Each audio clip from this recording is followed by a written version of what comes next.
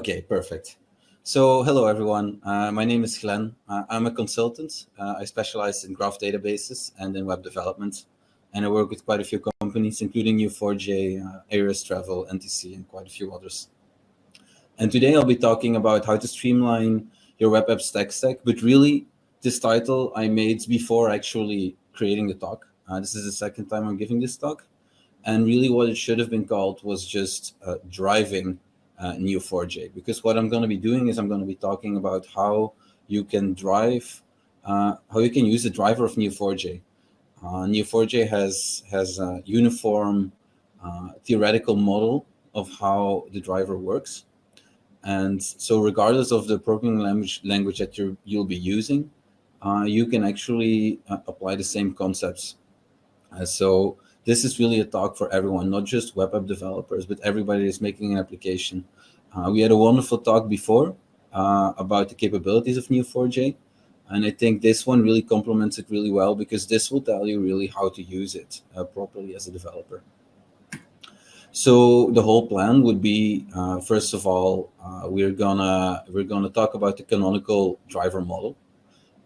Then I will talk about what the driver object does as a concept, what the session does, a transaction does, a statement does, and a response does. So really, we're going to go over every concept that the driver used, every major building stone, and we're going to tell you really about what these objects do, what the ideal way of using it is, and these kind of things. So as you can see, the first part is we're going to talk about the canonical driver model. And you can see there is like an asterisk at the canonical part, and I'll tell you very soon why. But really before that, if you want to know if the driver is available to you, you can go to this page, which is, you can just Google Neo4j drivers. I think it'll arrive immediately at the same page, or you can go directly to the link, neo4j.com/developer/language guides. And you'll be placed in there. As you can see, there are quite a bit of options to you. All the ones with the green check mark are drivers that are built in-house. So with a dedicated team within Neo4j, they're the official drivers. So Java, .NET, JavaScript, Python, and Go. And then PHP is in there, which is the driver I developed. So these are all community maintained versions. That doesn't mean that they're better or worse. I'd say that the PHP driver and quite a few others of those are very, very high quality, and a lot of time and hours and stuff has been put in there. So back to the driver model, right? I want you kind of to close your eyes and think about a uniform and about some uniformity, right? Imagine, for example, housing. In housing, there's a lot of rules, especially in Belgium. Belgium is really well known. I am from Belgium. Maybe I should have mentioned this. There are a lot of rules when you build your house. It'll tell you like a certain style it has to be built in, how thick the walls need to be, how eco-friendly it is, how good it retains heat, all of these things. And if you really saw this rule book and you looked at it, you would probably think that every house would look the same. But really, Belgium is infamous for ugly Belgian houses. It's literally a book you can buy. It's a great gift, to be honest. It's a great joke gift. But a lot of houses in Belgium still manage to build, like, I don't know, there's something about Belgian houses. They just do their own thing. It's idiomatic. So there is a lot of uniformity. They will all be of very high quality, the building, but they would all look very different and would behave still pretty different. And I think that's kind of the best way of looking at the drivers as well. Because every language, every programming language has kind of its own developer culture. It has their own, their own strengths and weaknesses. Some of them are more based on I/O, other ones more on asynchronous, these kind of things. So all of these models and all of these behaviors are there, but some of it may be very different, right? If you do, for example, a PHP call, odds are in the PHP driver, everything will be in blocking I/O. Whereas if you do the same in JavaScript, everything will be done asynchronously. So I think that is that's something quite interesting to keep in mind. So let's start off with the first object. We'll call it the first object is the driver itself. So if you want to use a driver, really what you're doing is I'm just gonna talk about the definition. The driver is a thread-safe backbone providing access to Neo4j. It owns a connection pool through which all database connectivity occurs and can spawn sessions for carrying out work. So I think the main part you need to be aware of in the driver is that it owns a connection pool. So like I said, I do a lot of consulting. I'm kind of putting myself out of a job here because I'm really pointing out all the mistakes a lot of people have made when I looked at their code. And one of the bigger ones is people keep creating drivers. If there is ever an excuse to have a singleton pattern in your code base, it would be here. You would really ideally want to have just one driver per like cluster or per unit of Neo4j clustering in your application. You don't need more than that because the driver owns a connection pool and it really manages this. Because when you create 100 drivers, you could also be creating 100 connection pools. And depending on the implementation, that means if your connection pool, for example, owns 50 connections, you would all of a sudden be creating 5,000 connections. So you get these kind of weird things where people come up and they're like, oh, somehow I'm having 2,000 open connections. Yeah, well, first place to look is how many driver objects have you created, really. Just to give you an example in the code, here you go. As you can see, all of this behaves quite similarly in every language. So this is how you would create a driver. You create a driver by by providing it a URI, and then optionally you have some configuration options you can add. Like for example, this example, it's pretty easy. It creates a connection using the Neo4j scheme with a user and password. It's going to localhost on the 7687, which is a basic bolt port.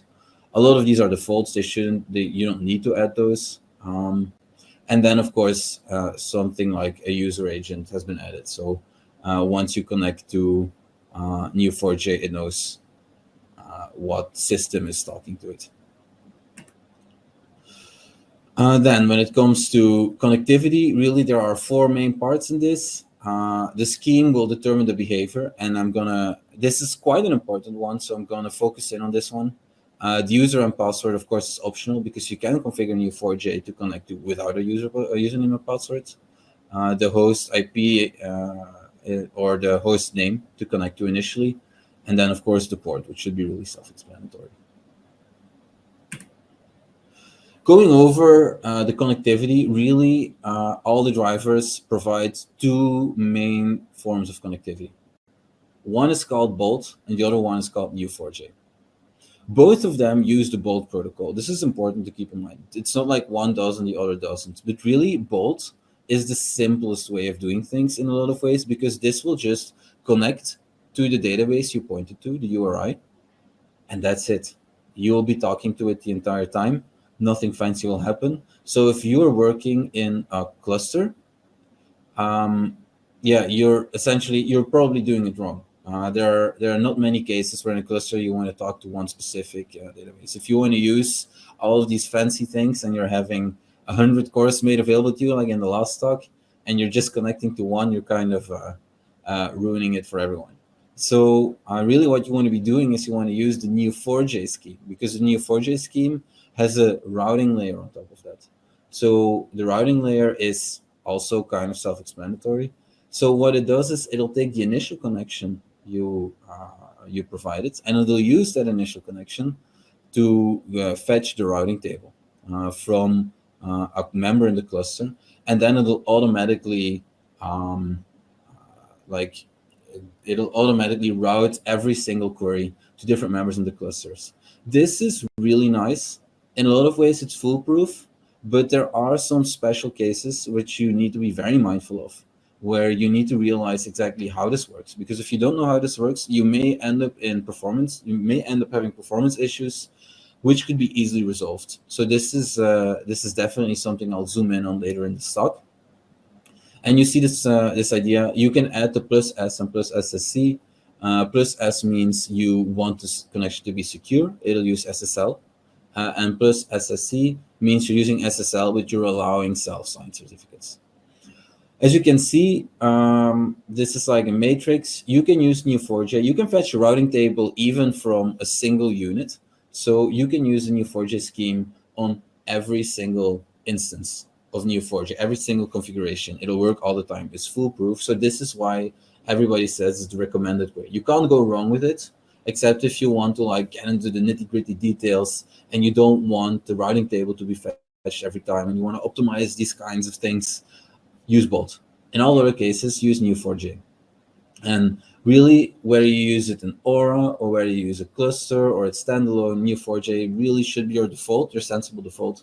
And if you don't provide a scheme, that's the scheme it'll be using. Otherwise, use Bolt.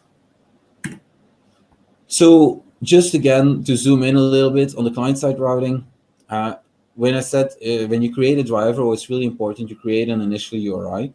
That does not mean you will just be speaking to that URI, to the server that lives at that URI, because it'll just use that initial URI to fetch a routing table.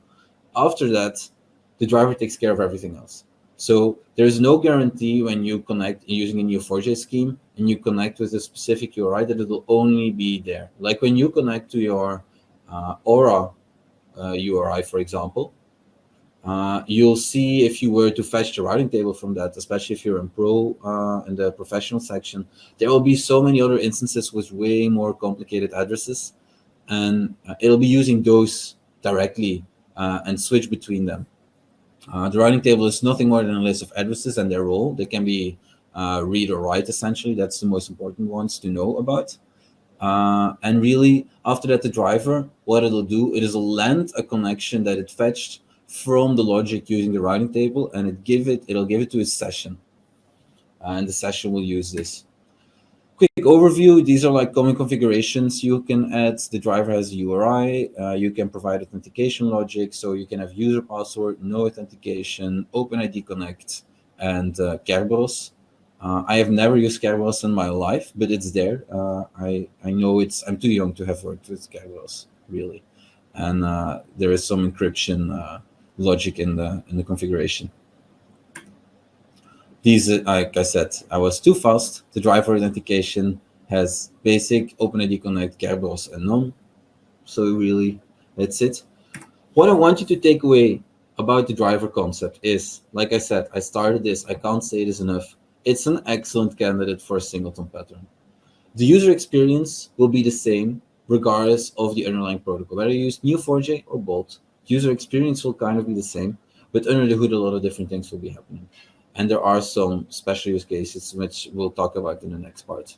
Neo4j is a default schema. Bolt essentially trades flexibility for performance. So you're giving up flexibility using the Bolt scheme, but you'll gain a lot of more performance because of it.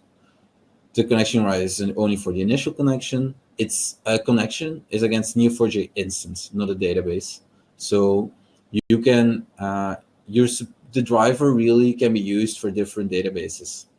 When I mean database, I mean logical databases that have been created within Neo4j.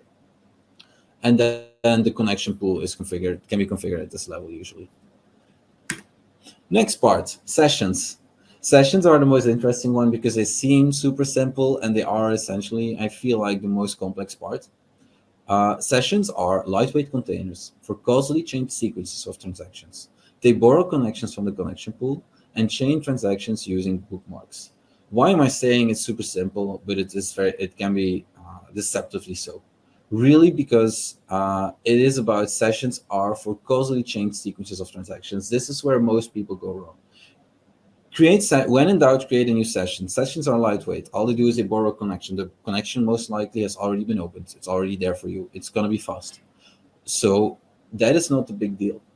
It's really once you start to do different types of work on a session that are not related, that you may end up in some really strange performance issues. And I'll get into those. So here is a code example. It flows really. We have the driver. Now we go on to the session. So you would use the driver object to create the session. So you can see this here. You create a session. You can have an access mode. That access mode will be a hint for the routing table to determine which connection it will be used, because there usually are specific read-only options to you available. Here is a list of all the configurations. You can have a default access mode. You have a database, bookmarks. You can impersonate a user, and you can have the fetch size. The fetch size is kind of interesting because it'll tell you how many rows are fetched at once. So if you are into some very specific memory management, I/O management kind of thing, or you want to be able to increase how fast you can respond, you can play with the fetch size, like how many rows does it fetch at once. I don't remember exactly how many there are by default. I think it's 1,000 they fetch by default, but you could put it on 10 or 100,000. It doesn't really matter. So I want to talk about bookmarks, because bookmarks are a simple concept, but it solves a pretty complicated problem. And sometimes I feel like instead of going into the theoretical approach first, I'm just going to show you the problem. Imagine a world where there are no bookmarks. What would happen in a case like this? You have the same session object. You create a test object, and then you return that test object once again. You have a create and you have a match. You may actually end up without bookmarks in a situation where you will not find the node, and it'll throw an exception. How is this possible? Like usually the session is interactive. I ask people around, but I don't think this is going to be possible. So what I'm just going to tell you is, if you are in a cluster, these changes you do to a single unit, a single server instance, single instance, I'd say, hasn't necessarily propagated throughout the cluster yet. So if you are having a session, you create and then you return, you may end up being routed to a different server, a different instance where it hasn't been created yet, and boom, you're stuck. And this is like a nasty bug to have, right? Because this is not necessarily replicatable. Like when you have this issue, you will have sometimes it won't work, other times it will work, which is the worst type of situation to be in as a developer. I think we can all agree. If it's not reproducible, it's very difficult to find a bug. So enter to this as a solution bookmarks. Really what bookmarks are, and they are used under the hood. You can use them directly. You can expose this. We'll go to a use case later, but really don't worry about it in the first place. Just know how it works. It's a bookmark is nothing more than an identifier that'll mark the future state of the database when the work is done. The session object will automatically store a bookmark when it passes on to the next request, right? When the driver or the session, whatever part of the logic you're in, really when you use a build protocol and you put a write query in, it'll return a bookmark, and that bookmark will mark the future state. You can then provide that bookmark to your next request, and Neo4j itself will stall the I/O until the state of the database you connected to, or the instance you connected it to, has reached the state that bookmark identifies. So this is really nice. We solved one problem, but you're playing whack-a-mole because it introduces a new problem, right? Imagine this. When you are creating 100 types of nodes, and then you will run a new match, and you will get a node from a completely different label, completely different section. It doesn't matter really. All of a sudden, if you're using the same object, you may have a performance issue there because it may take you an inordinate amount of time. Why is this? You're using the same session for work that is not causally chained. These two queries do not depend on each other, yet you use the same session object. So what will happen is the session will maybe, depending on the routing algorithm, go to a different server instance with the provided bookmark identifying the future state. But you are then forcing Neo4j to wait idle until the changes have been propagated throughout the system, and then you will return a node which totally didn't depend on what happened before. So that is why really as a guideline, when you have causally chained sequences, use the same session. When not, use different sessions. So this is a really nice one. If you want to be an expert in this, like I said, none of these examples expose the bookmark logic to the end user, which is a good thing and a bad thing, right? Because you may not be aware that this is happening. If you want to be an expert, you may start to think like, oh, maybe I have two different or more. You kind of have like a dependency in your queries where you have one session, two sessions that are not related to each other, but both of them need to be done before you can start the third one. This is when ideally you start to use bookmarks yourself. So here is a different piece of code. I don't want to use just my own code. So this is it. But in the interest of time, I'm so sorry. I'm going to have to be quick. So this will be the slide deck and stuff. Just reach out to me if you want to see this, but you can find this online as well.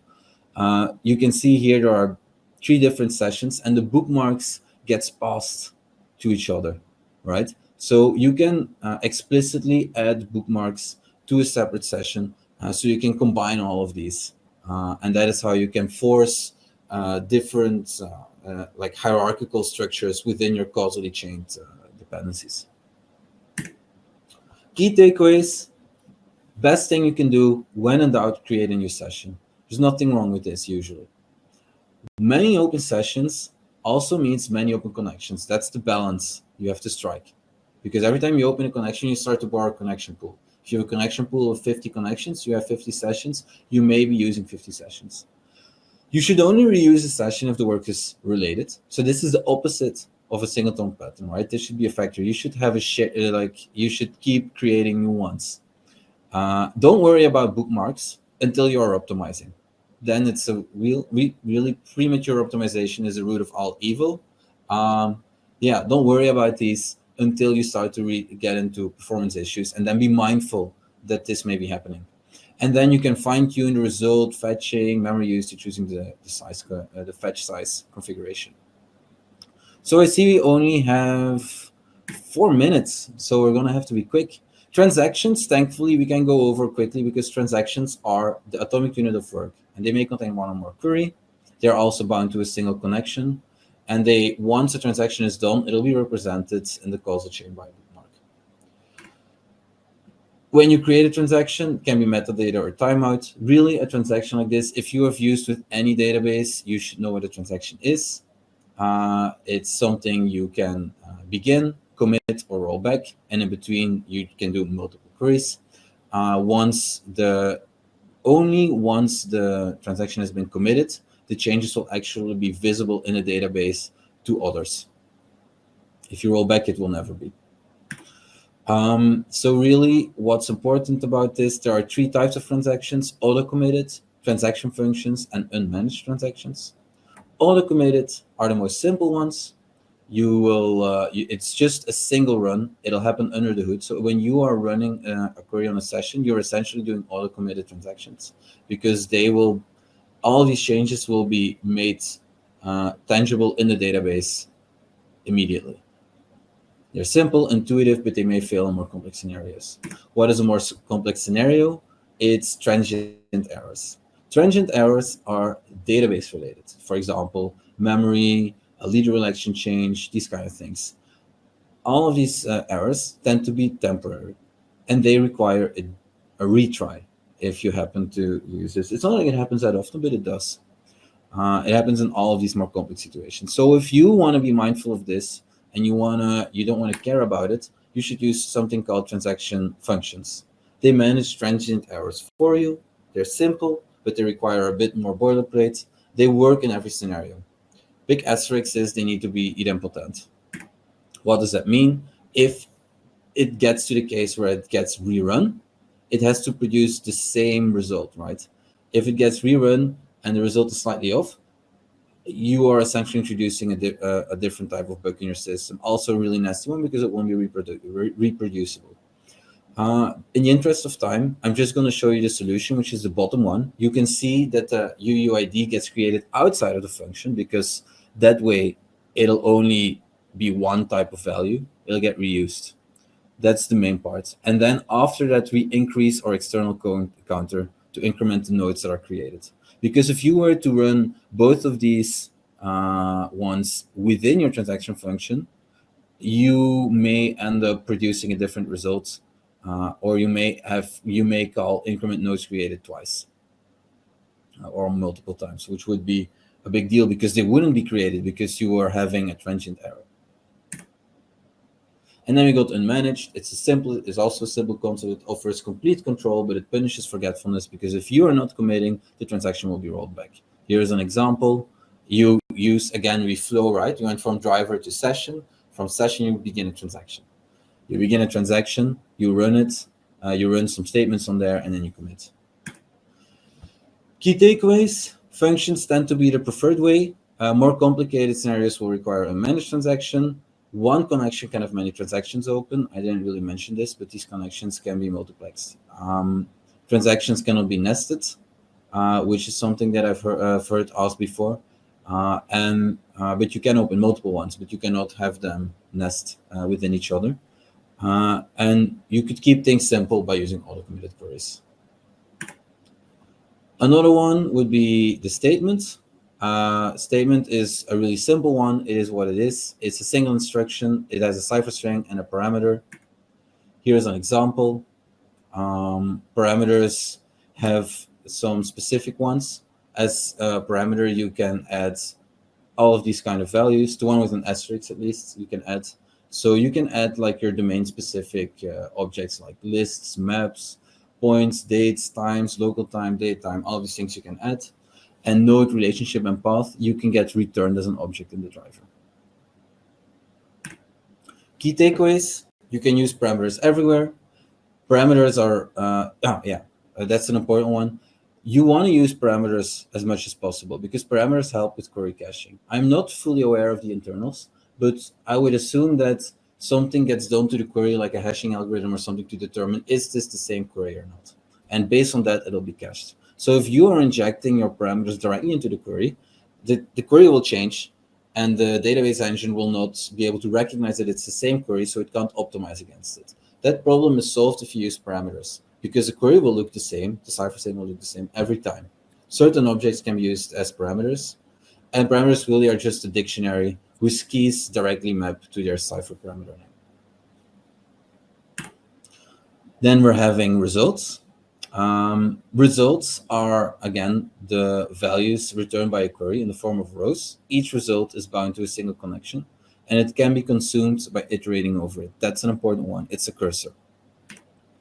So they behave like cursors. Here's an example. You iterate over it, and that's what the fetch size does, right? The fetch size will fetch the amount of pre-configured rows at once, and then you iterate over it. Once you've iterated over it, really, it's out of memory. You can't use it anymore. So when you do this, you should be mindful of this. So it's really undefined behavior. Some drivers may behave differently than others. Some may cache it, and you could really iterate over it. Others may not.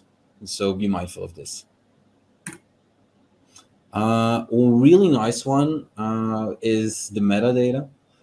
When you return a result, you can ask so many things from it. You can ask how many nodes have been created, how many relationships have been created, how long did it take, were there any hints, were there any warnings. All of this is visible to you in the result set. Here's like an example of a result object. You can see like the plan may be available if you ask for it, the profile plan may be available, which statement was there, what was the type of the query after it was run, was it read, write, when were the results available, when were they consumed. All this information could be super, super useful to you as a developer to understand really what's been going on. So key takeaways: results are cursors. Results keep a lot of useful metadata for debugging or logging. They always will keep a connection open until they are consumed. So again, this is if you are not iterating over your results and you're keeping them in memory and you've not consumed them, that again is an open connection. It's so you have to be mindful of this.